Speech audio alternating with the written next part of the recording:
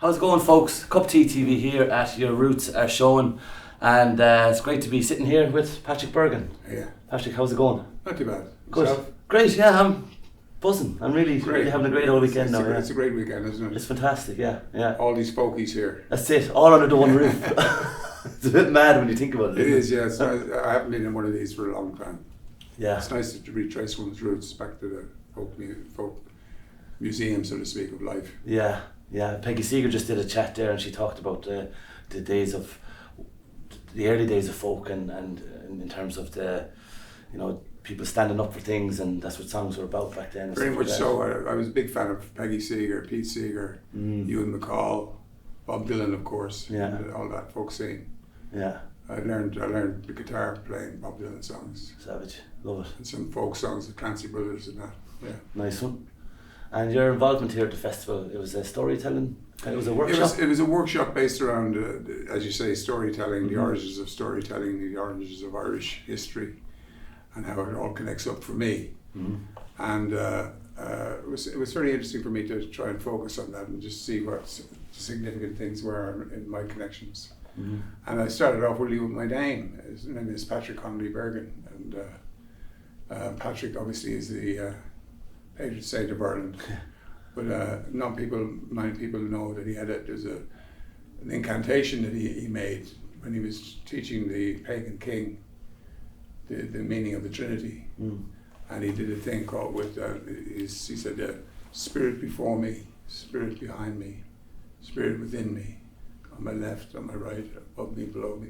And if you physically do that, it's almost like a yoga exercise. So he was converting the king into the spiritual side of what he was about, the Holy Spirit. Incredible. Yeah, amazing. And I've put that to music as well. Yeah.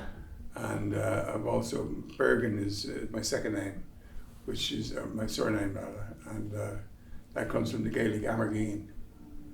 And Amergin was the first poet of Ireland. It was he who chose the name Éire for Ireland. And he has a song called The Song of Amergin, which if people want to look up, it's in Robert Gray's The White Goddess, for example. And he identifies with the land. I am the wind, I am the sea, I am the wave, I am all of that. And that's the historical, mythological connection between words and real things. Yeah, incredible. Yeah, amazing. And in terms of the workshop itself, like, you probably had a thought going into it how it would go. Did it branch off in a weird way? Yeah, I mean, it was people kept asking me questions about various things. I mean, for example, I wrote a song called Tipperary Waltz, and how that came about was because my father once said to me, I was learning one of the Clancy songs, and they were from Tipperary. So I ended up trying to sing It's a Long Way to Tipperary, and he came into the house and said, "Don't ever sing that song in this house," because it was an army recruiting song. Okay. So I said, "If you ever get good on that guitar, I want you to write a song that will take away that stigma from Tipperary." Yeah. So I wrote the Tipperary Waltz, and a couple of people have recorded it, Simon Casey, for example. And it's the drums are silent, the guns are still, the men from the war come back from the hill. Don't start counting heroes, too many gaps to be filled. The one truth about war is it kills. Nice chorus, bow down politely, take her way slightly, skip round the floor in the 1, 2, 3, 4. With your heart held up highly and eyes shining brightly, dance with love, the Tipperary Waltz. Powerful. Powerful. Yeah, that's... So yeah, I started off as a folk singer, basically, and travelled Europe singing these songs. And it was much later on in the years. My elder brother was an actor, and my mother worked at it. My father founded a theatre in Carlow, and so that got me. It was sort of that sort of business. And my mother worked at the Gaiety Theatre in Dublin. And strongholds, strongholds. Absolutely, yeah. And when I first went to London, I opened a little theatre group myself in West Hampstead.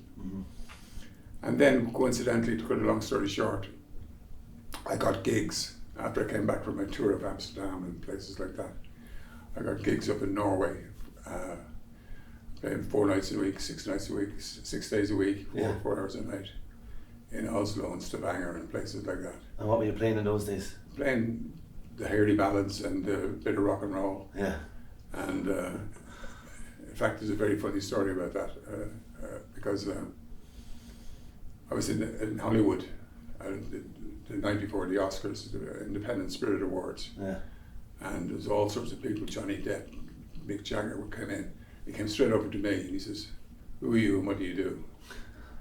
I says, "My name is Patrick Bergin, I'm an actor." He went to walk away and I says, "But I think I might owe you some money, Nick." He turned around, came back and says, "How do you make that out, Patrick?" I says, "Because when I was a younger man, I used to busk on the streets of Paris and made a lot of money out of honky-tonk women. Do people like us owe you money?" Brilliant. Brilliant to know that. He laughed and said he was going to look into that. And I've written music for some of the films I've been in. Yeah. And Far Side of Jericho, I've written, and I've sung for the Pope. So it's a very eclectic career. Yeah, you have, to be fair, yeah. Fantastic. But it's great to be here, and I think folk music is the roots of it all. Yeah. So next year I hope lots of people of your listeners and that would find a way of coming here. Yeah, I'll be spreading the word anyway for sure. I'm from Clare, so I'll be spreading the word to my fellow Clare men and women. It's a long way. It is, yeah. Thank you very much for your time. Thank you. And enjoy the rest of your weekend. Thanks, Pleasure. man. Thank Cheers. you. Rock on. My stuff. Yeah, I'm so happy. Yeah. Thank you very much.